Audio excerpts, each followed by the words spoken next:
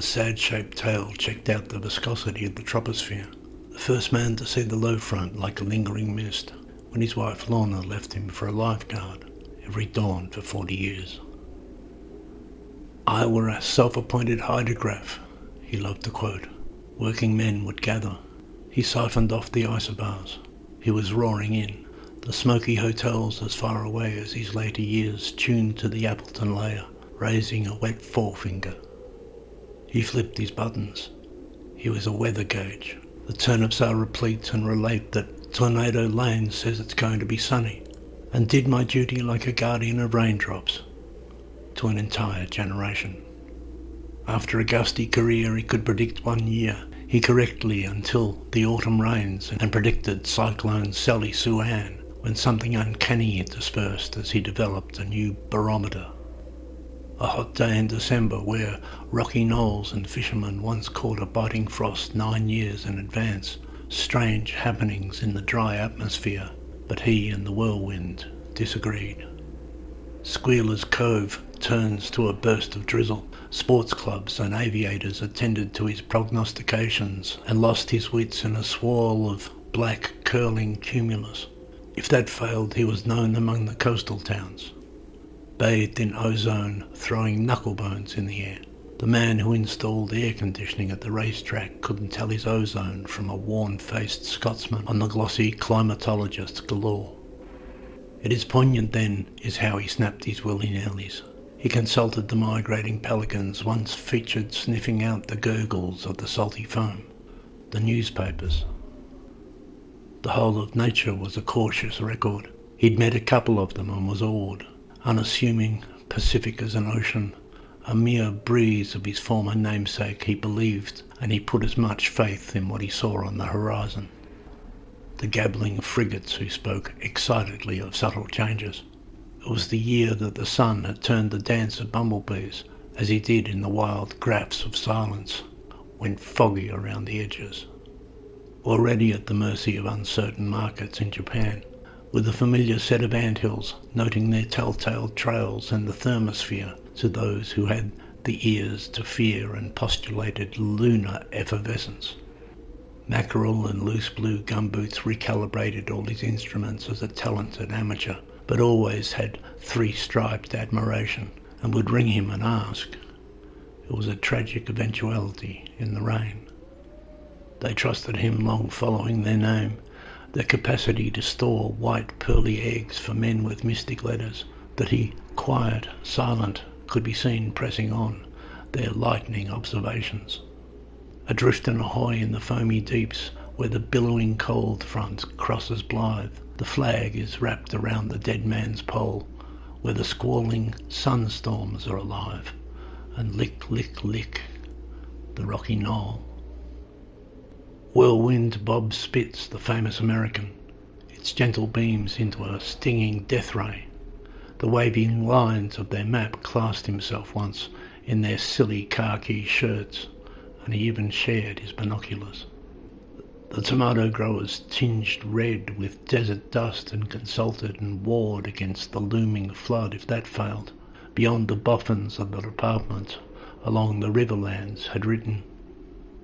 His slick predictions, by their aneroidic prepossession, too tornado eager for, he had met with white panelled utilities of agriculture and his powers as a world-class weather sensitive. Bob pronounced his own name, Barb, as in Barb Spitz, pleased to meet you. Cloudbursts could be seen carting misery to pastoralists. Tornado noted a massive forefront, extending a big walloping fist forth for a ragged shaking, pools of tepid fermentation swelling up off the coasts of Argentina. Qualified meteorologists were his nemesis, but likely to deliver thunderbolts by mid-January, February at the latest. Barb had made a study of climatic dynamics. Psychiatric opinion was divided. I have witnessed enormous swelling, spake the tornado, as the nitrogen goes thick as cheese and the currents of a sea-bleached land get confused with the North Atlantic oscillation. I've seen it all before.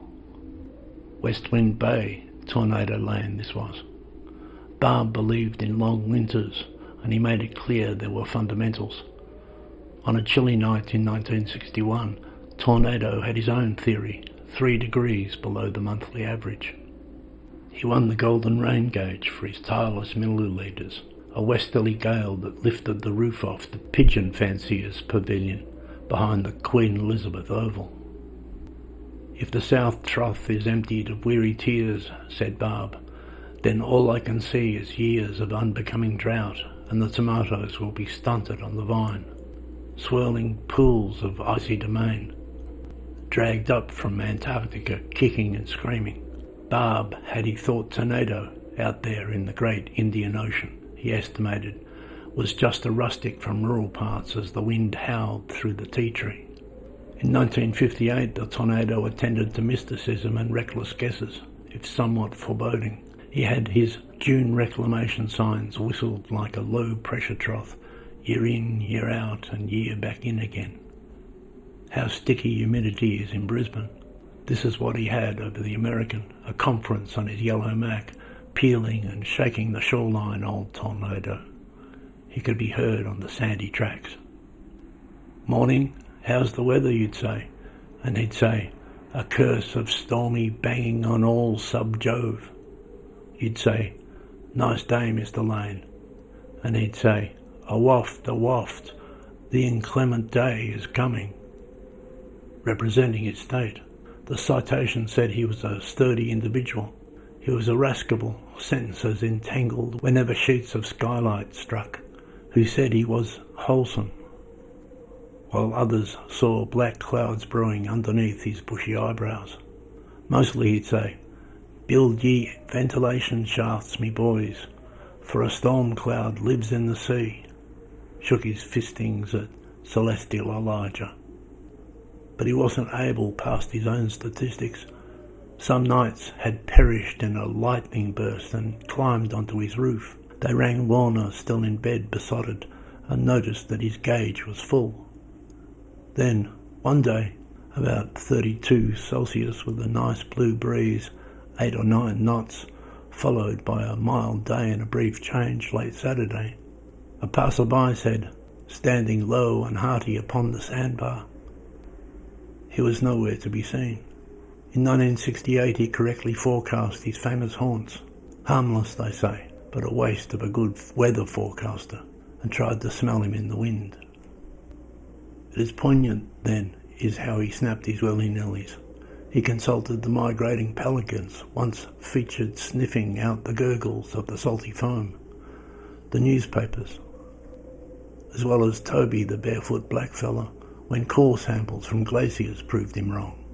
A team of tracker dogs was an explanation for the layman, until suddenly, the Monday, a balmy 29, with a cool offshore breeze settling into a cloudy evening and a 39% chance of precipitation, hired a helicopter, came down.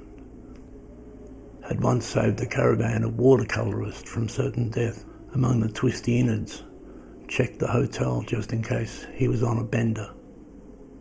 Rang his cousin Frank. Tornado himself would have understood the science. They searched the sandhills. It was a bad year for bright red Tommies. Perhaps he had succumbed to a fit of the climate change ennui, dangled his livelihood in the fetid gullies. "They say," said Frank, "the whole world will go sweaty in the armpits." Had invested in a coal-powered future and lost his savings on holidays in Tahiti, a big splinter of static cracked from the sky.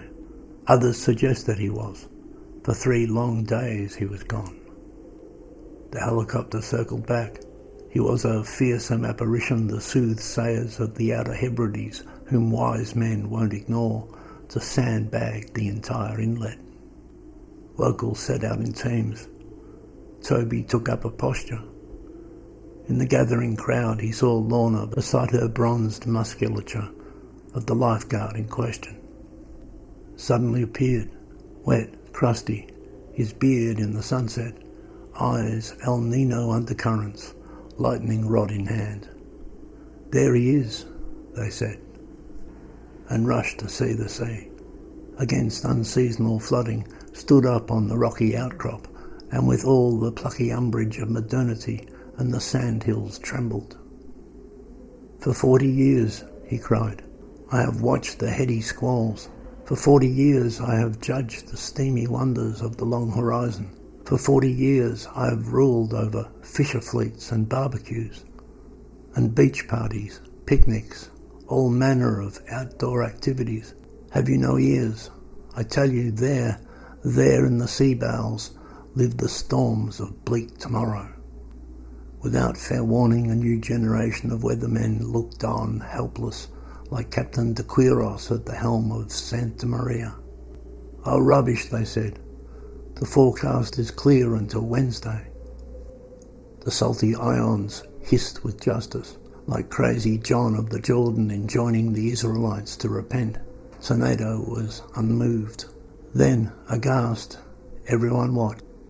Jazzy graphs and red lines, suggesting meticulous premonitions, and the waters, folding over and causing great bubbles of fog, gurgled. The wet bulb in his barograph lost its amplitude, as they say, spluttered, foamed with oxygen. The ocean split in two, the clouds parted, and in one sloppy froth, seagulls cried, circled, and flew away. The sea sucked him under and followed him down. They found a wind chime and a neat patch of zucchini plants boasting the buxom comfort of Miss November disappeared into blue wisps. In his big black box they found the Cumulus Agenda, the studded hatches of their lives, and never took a look inside. Mists gelled on the spot, and then the rain gauge, still full to the brim. In a puff of meteorological elevation, "Stand down, you old fool!" Dragged down the bridge, across the mouth to the inlet, those that put their trust in professors.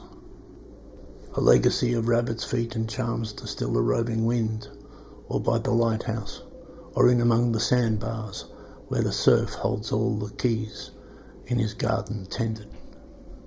In his journals, as the needles dropped, is still told of those men who lost their all and failed to batten down a well-thumbed copy of the Book of Enoch and an almanac.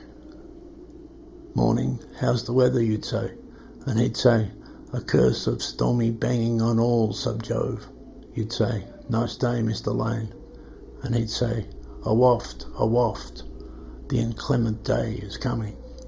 Sit idly on their long verandas and talk of how the wind wouldn't be surprised if the ocean took him as part of some greater scheme, didn't drown but relocated on the shadowy angles of the Cape. Simply surmised that he suffered a column of pressure in what is euphemistically called the old hydrometer. It is said that near the bridge the misty eyes carried off the abalone boats. They found the ravings of a low depression coming in over the bight. Turbulent curds of hydrogen swelled up out of nowhere, and a ferocious king tide, leaving all in soggy ruin. His balloon fled the drooling horizon. Sunspots fused his torpid measure. Barb Spitz relates that he recalls the old coot fondly. Fishermen still miscalculate the swells. Wind farmers will save the world. He just ran out of sunny days, he says, as if any man in the same situation would understand and do exactly likewise. That his shape is aeriform and subject to the slip and shod of moons. It happened in a moment, along the coast road, and asked the locals, yeah, poor bugger, that his barometers are stuck on foul settings, still suffers from the rancour of ill omens. In his shed they found, on the wall they found, a chart with, beside his bed was. The tale his cousin Frank says that he's heard rumours. Everyone will tell you. Because Tornado Lane predicted salty habitations and the acidic turn of the turtle's nest. But no one believes a prophet in his own wind-singing foreshore. Adrift and ahoy in the foamy deeps, where the billowing cold front crosses Blythe, the flag is wrapped around the dead man's pole, where the squalling sunstorms are alive, and lick, lick, lick the rocky knoll.